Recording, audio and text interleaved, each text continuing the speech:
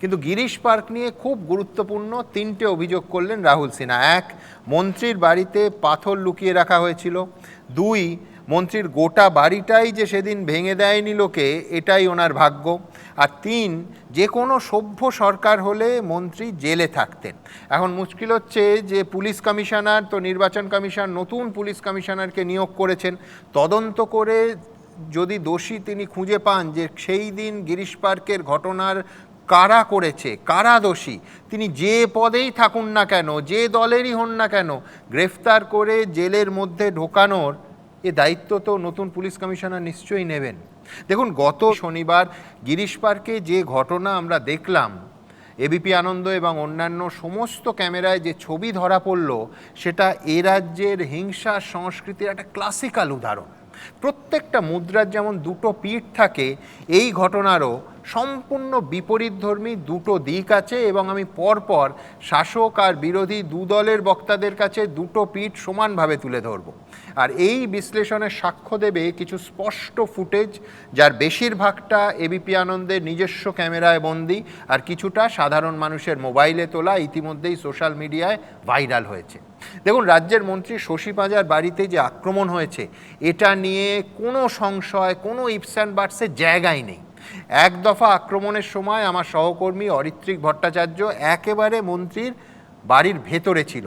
ABP আনন্দে live সম্প্রচার চলছিল, বাড়ির বাইরে থেকে আক্রমণ করা হয় এবং এই গোটা ঘটনা দর্শকেরা লাইভ টেলিকাস্টে দেখেছেন, আমাদের ক্যামেরাবন্দিও হয়েছে।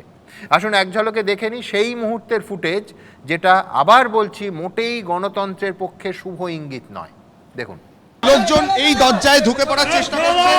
শশী পাঁজা অভিযোগ করছেন তার বাড়িতে ভাঙচুর হয়েছে, সেই ভাঙচুর করেছেন বিজেপি, যারা ছিলেন তারা এমনটাই অভিযোগ। এলাকায় কিন্তু এখনো গন্ডগোল রয়েছে, পুলিশ আক্রান্ত হয়েছে, সেই ছবি আমরা দেখতে পাচ্ছি।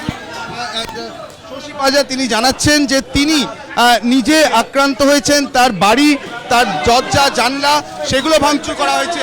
এখানে আমরা দেখছি পরিস্থিতি, এই শশী পাঁজার বাড়ির মধ্যেই রীতিমতো মারামারি হচ্ছে, ইট ছোড়াছুড়ি বড় বড় ইট ছোড়া হচ্ছে বাড়ির থেকে, কোনো রকমে দরজা বন্ধ করে এই জায়গা থেকে বন্ধ করা হয়েছে।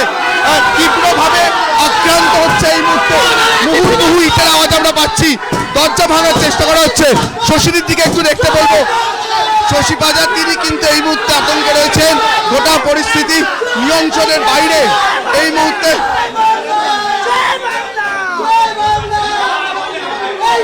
মুহুর্মুহু ইট পড়ছে।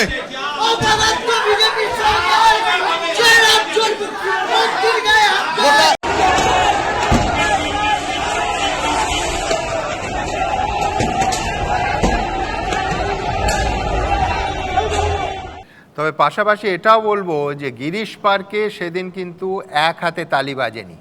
দেখুন, আমি আবার বলছি, গিরিশ পার্কে গত শনিবারের ঘটনায়, আই রিপিট, এক হাতে তালি বাজেনি। একাধিক ফুটেজে দেখা যাচ্ছে একদল লোক ব্রিগেডগামী বিজেপি সমর্থকদের বাসে একটানা ইট আর পাথর ছুঁড়ছে এবং তাতে সাধারণ যাত্রীবাহী বাস ও প্রাইভেট কারের চালকরাও আক্রান্ত হচ্ছেন। সাধারণ মানুষ ওই গিরিশ পার্ক এলাকায় ওই শনিবার এই ঘটনা দেখে আতঙ্কিত হচ্ছেন। ব্রিগেডমুখী বাস থেকে নামার পর বিজেপির মহিলা কর্মীদের আক্রান্ত হতে হচ্ছে। শশী পাঁজার বাড়ির ভেতর থেকে বেরিয়ে একজন উল্টো দিকে ইট ছুঁড়ছেন এবং ব্রিগেডের আগের দিন রাতে এক যুবক পরপর প্রধানমন্ত্রীর ছবি দেওয়া হোর্ডিং ছিঁড়ছে এবং তাতে লাথি মারছে। অত্যন্ত গুরুত্বপূর্ণ হলেও অনেকক্ষণের ফুটেজ, বুঝতেই পাচ্ছেন এই অনুষ্ঠানে পুরোটা তো দেখানো সম্ভব নয়। দ্রুত কয়েক ঝলক দেখে নিই, দেখে অন্তত চক্ষু কর্ণের একটু বিবাদভঞ্জন করি। দেখুন,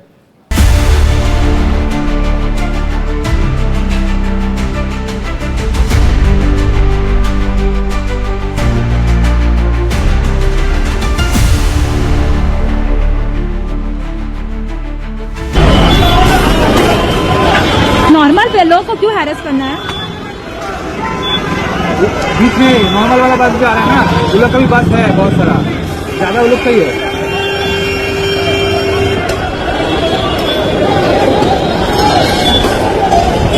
बाबा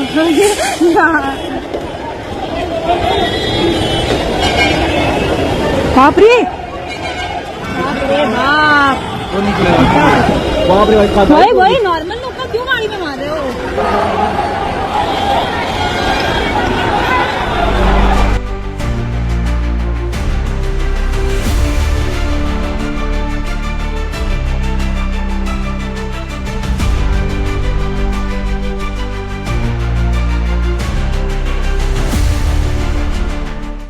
আসলে কি জানেন, স্বাধীন ও নিরপেক্ষ সংবাদ মাধ্যমের কাভারেজ শাসক আর বিরোধী দুজনের পক্ষেই অস্বস্তিকর হতে পারে, কিন্তু বাস্তব সত্যিটা হলো এই যে গিরিশ পার্কে সেদিনের ঘটনায় মুদ্রার দুটো পিঠ আছে।